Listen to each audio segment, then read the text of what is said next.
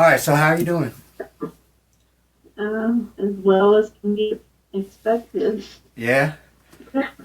Pretty good. Okay, so you want to tell me about yourself a little bit? Well, my mother actually put me on remote neuromonitoring years ago. I always wondered how she knew everything I did, and Right, then it all made sense. I mean, most parents, they find out through friends or everything, but she knew everything. right. We would play a game called Probe, and you guess the word that somebody has on their thing. But she always knew what it was because remote neural monitoring. Right. Oh, let me stop you for just for a second. So this is Susan, everybody. Yes. Okay. So she's on remote neural monitoring, and just, I understand what you're saying because the girl that put me on remote neural monitoring, she used to always know what was going on, and she would call me. She would call my phone at the worst time for her to call my phone, but she would do that on Yeah. purpose because she always knew what was going on.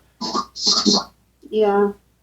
My job has done that. I don't work anymore, but I was harassed at my job and forced to quit before they fired me. Right. A lot of targeted people go through that. Yeah. I actually got on disability though. Okay. Yeah, so I work every day, but it's very difficult because with the broadcast and them attacking me and the artificial telepathy, it's very difficult. I apologize for that feedback. This is the first time I've done an interview, so I'm getting some weird noises coming through. Right? It is all fine on my end. Okay. Yeah, I'm not sure what's going on. So, how long have you been on remote neural monitoring? My whole life, but I've only known about it since 2012. I 2012. actually started seeing things a few years before that, but yeah, 2012. Okay. So, yeah, I've been on. I don't know how long I've been on remote neural monitoring, but I've known about it since 2014. Right. So, Yeah, the first people who got in my head were in 2012. Those are the people who constantly say, "What did she say?" And they repeat everything I say. He also says, "Is she sleeping?" And she says, "She's sleeping," which sleeping doesn't mean asleep. It means kind of like zoned out. okay.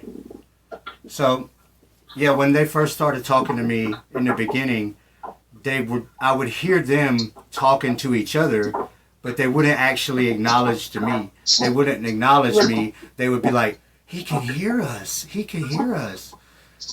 Yeah. So, but That's then they would talk about me. They would talk about me, yeah. but they wouldn't say anything directly to me at first. And after over Yeah. time, they did start to talk to me directly. They don't talk to me directly. It's been like this the whole 6 years. Okay. People next door, they don't talk to me either, but I can hear them through the wall. And I know it's them just by everything that happens. They Yeah. go slam the doors. When I put my earplugs in, they slam the doors louder. And I know it's them. Yeah. When this first began to happen to me, they would make it sound like somebody was on my roof, and so I was going out and checking my roof, but there was nobody on my roof, but they could make those sounds with artificial telepathy. Artificial telepathy doesn't have to just be talking; it could be any sound. So one time I was in a hotel room and they made it seem like they were drilling holes in the walls, and I was thinking, oh, they're installing cameras, but they don't need cameras. They can see from the broadcast, so they don't need any cameras installed anywhere. Right. Well, these people are actually doing it. I know Right. they are. I can tell how the way they act when I see them. They act real nervous, and it Right. just, I can tell. It's not just been them. It's been the two neighbors previous to them. Yeah.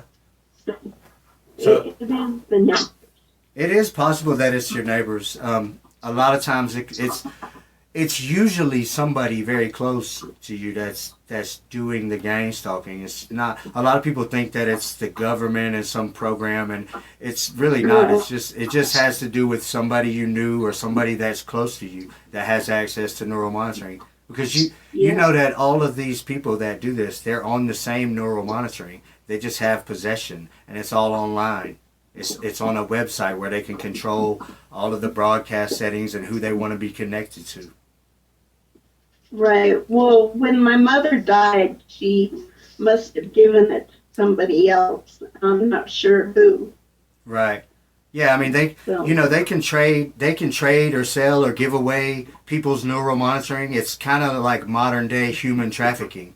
So it's a way that they can there's an entire black market of gang stalkers, people that have neural monitoring. They put who they want on it, and then they can possess that person's profile, because you have to look at it like a social media, kind of like a Facebook or something, but it has all of the settings for broadcast and artificial telepathy and mind control, and who you want to be connected to and talk to. And if they want to sell your neural monitoring or sell access to your neural monitoring, they can do that. And that's one of the real ways that gang stalkers actually make money, is by selling access to their live streams of doing stuff to you. yeah, there's a lot of people actually who have my remote neural monitor. Right. Well, one person possesses it actually, and then that one person can allow other people to access it, and they can make money from each of those people. So there's been probably 100 different people accessing my neural monitoring over the last 4 or 5 years. Yeah, there's been several that have accessed mine. Right. I can't even count how many, So but do you experience any attacks?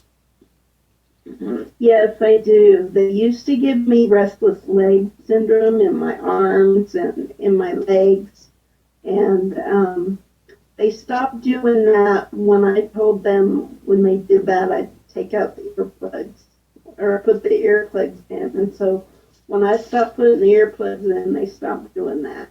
That was kind of an agreement between us. Yeah, I haven't been able to come to any agreements with mine. They're not very reasonable. Well, yeah, for some reason, they don't like me wearing earplugs. Okay. I'm not sure why. Yeah. Did the earplugs help? What? Do the earplugs help? Yeah, they do, actually. Okay. I like to wear my headphones a lot, but I keep them plugged to my Bluetooth headphones. They're connected to my phone, so I get all my notifications and everything. But it does seem to keep them from bothering my ears, because they do a lot of things to my ears. But it's not a way to block it. It just seems to get in their way a little bit. Right. Well, they do make my leg twitch. I've got bursitis in my leg because my leg moves constantly. There were times at night when I couldn't even go to sleep because it was moving so bad. Right. And he doesn't like me playing some of my games on my tablet. They'll make me fall asleep while I'm playing them, so stop. Well, these people, they're connected to you, so they're connected to your mind, and they know what you're thinking. And a lot of times, if they're not entertained, then they'll try to influence a different direction for your activities so they can be more entertained by what's going on. Right. Well, my day doesn't really consist of a whole lot, so I can't see how they're entertained by anything I do. Well, I mean, I play I play on my tablet and I do diamond painting, and that's about it. Exercise. Yeah. That's about it. Well, I tell a lot of people it wouldn't really matter if you were just laying in a dark room and doing anything, because it's the way that you think. It's the way that you think that they're intrigued by.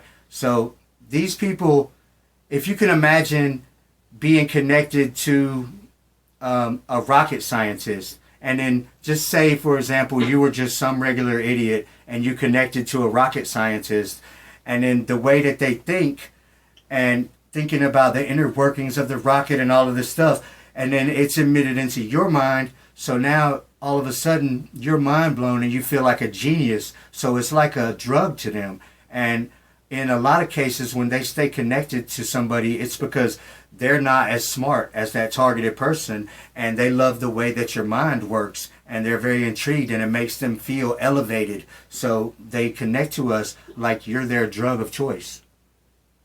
Yeah, I mean, I have to say I am smart.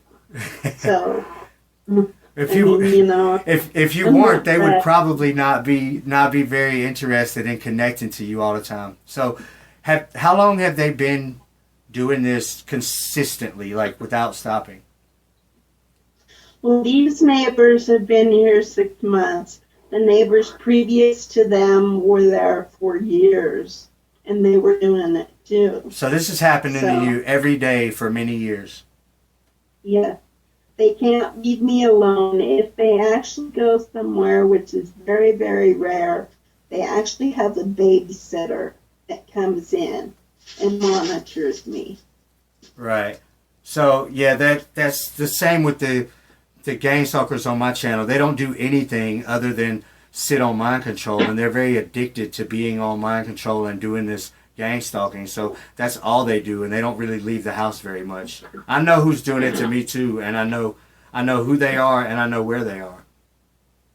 Yeah. And at night, I have to go to sleep when they go to sleep because I'm not allowed to be awake while he's sleeping. For some reason, I might do something that he'll miss or something like that. So he'll Yeah. do everything he can to make me go to sleep at night. Yeah. Well, If, if they can use certain broadcast settings that can make you sleepy.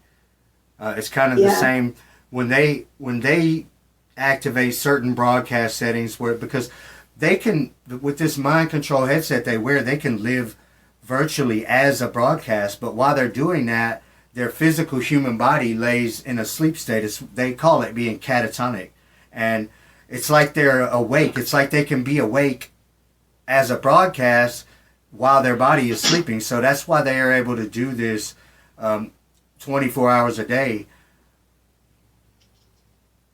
right. Well, they actually do go to sleep at night. Some of them do, yeah. And yeah, they generally like to sleep for 8 hours, but I found lately they get up in the middle of the night because they know I only sleep 2 to 4 hours at night.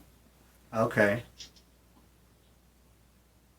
Okay. So, do you experience anything like sexual? Because let me explain. A lot of gang stalkers, when they're connecting to each other with mind control, they can feel each other's senses, and a lot of cases it becomes sexual. So the gang stalkers that are connected to me, they're oftentimes involved sexually with each other in groups of people, and a lot of the other targeted people that I've spoken to experience the same thing. So do you experience any of that? I did a year ago, the previous 2 or 3 years, the first people in my head, the guy, I did with him, yes. Okay. So it's difficult, isn't it? It is. It is. Because It's a you complete actually, invasion of our mind. yeah, you actually feel like you're having sex.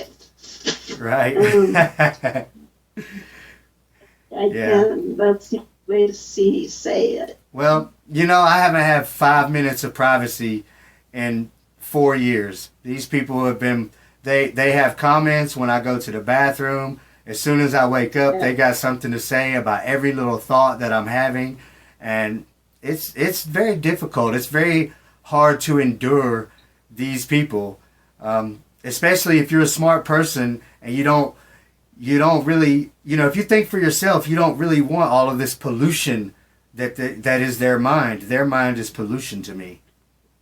Right. At first I thought they could see me as if they were looking at me. And so I was embarrassed to go to the bathroom. I was embarrassed to do a lot of things. Right. And it wasn't until very recently that I knew they were looking through my eyes. And that made me feel a little better, but it took me a long time to get used to them watching. Yeah, it does. It does. And you might want to know, though, that they can see what you can see, but they can also see you from broadcast. So it can work both ways. It just depends on how they set it up. So they like to broadcast to a reflective surface, and then they can watch you off of that reflective surface. But they can watch you off of any surface or just off the broadcast, but off of a reflective surface like a TV that's not turned on, or like my grandmother has this bronze plaque, and I know they watch me off of that surface because when I look at it, sometimes I can see them where they are, and that's the way the broadcast works. But they can also see what you see. And if you close your eyes and imagine something, they can see that too, so they can watch your dreams. But, I took a shower in the dark for like the first year, and I didn't look at my private parts or nothing. I was like, oh God, they can see what I see. Just look in the mirror. Yeah. Yeah. It's very embarrassing at first. It's very invasive. Yeah, it is. You get used to it. It's like you're a voyeur, Yeah, you do get used to it. When I was a child, my dad was in a bowling league, and he would give me $1 to go play the video games, and I was so shy that I didn't even want to go to the counter and ask for 4 quarters. I was like terrified to talk to people. And now they've pretty much gotten rid of all the stage fright, so I'm working through all that. So I'm trying to take the good out of a bad situation. Right. You can only take it as it is, because it's not going to get any better. Right. You can change it, so you got to live with it. Yep. You do for now, but we're gonna figure something out. We're gonna figure out some solutions. I got a lot of stuff going on. I talk to a lot of people. I know how they do this, so we're on the way as targeted people. This isn't gonna last. I hope so. I've learned to live with it. I've learned to accept and, change my routines, unfortunately, because I hate how they dictate when I sleep what I do, but I have to do that in order to be okay with all of it. Right. Okay, well, would you like to do another interview in the future? I'm going to try to keep my interviews down to about 20 minutes, and I got a few other people lined up. But I would love to have you back on my channel if you want to. That would be great. Do you want to tell us where you're from? From Nevada. It's just outside of Las Vegas. Okay, so I'm in Atlanta, Georgia, and this is happening worldwide. I've talked to people on many continents and many countries, and this is going on everywhere. And this is the future. Mind control is broadcast now, and this is the biggest problem that mankind has ever faced. So we're like the pioneers talking about this. Right. I know. I've never heard of anything like it before. I know. It blows my... Yeah. It really does. But... Okay, well, it was nice having you. Everybody, this is Susan from Nevada. She's on remote neuromonitoring, and I'm Kevin Christian, and I'm on remote neuromonitoring.